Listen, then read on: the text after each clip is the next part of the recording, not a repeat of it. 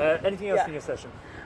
Yes, so what we were looking at is what Student Unions and NUS is going to try and change about all of these reforms.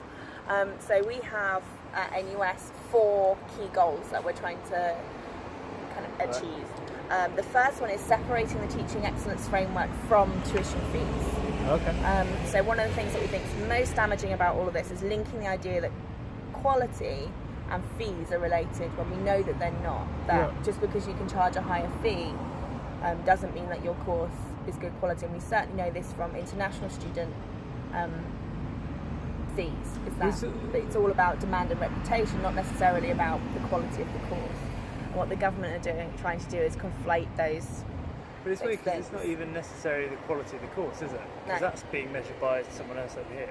Yeah. TEF doesn't necessarily measure that. The measures don't. It's really weird. Yeah. So we think that's going to be quite damaging is an understatement. Yeah.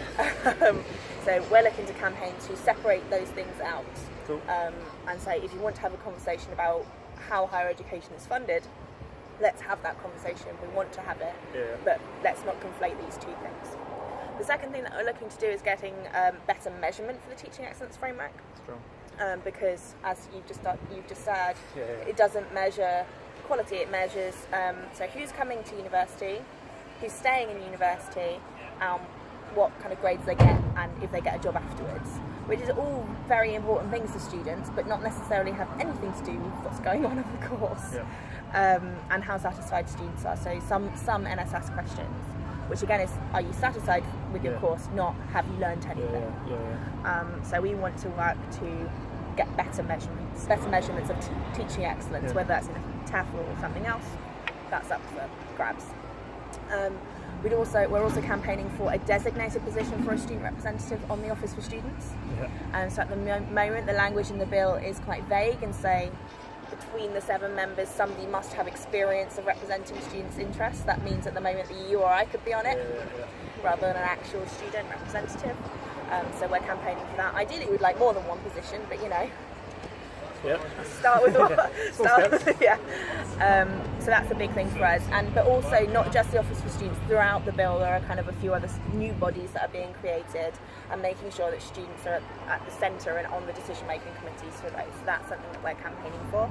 And then finally, one that is perhaps more specific for NUS rather than student unions, because of the way that things work, is that to campaign for increased requirements for universities to get degree awarding powers and to gain university titles. So we recognise that most student unions, their universities already have those things, but actually when you look at the broader landscape, that's something that NUS thinks we can do on behalf of student unions. Because my understanding of that one, at the moment it's going to be quite easy to become, not quite easy, but you can become a university and then you can get reviewed late afterwards. Yeah, so one of the things that they're proposing is to have this concept of probationary degree awarding powers.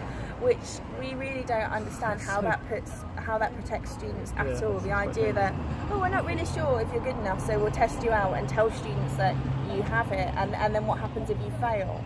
Well, it doesn't protect students, and it doesn't protect the UK higher education brand at all. See, when you say debating Lords, I wonder if that's our argument with Lords, is sort of saying that the whole sector, there's some trouble brewing. And I think that will be a strong one that the Lords will be interested in, about the reputation of our higher education sector.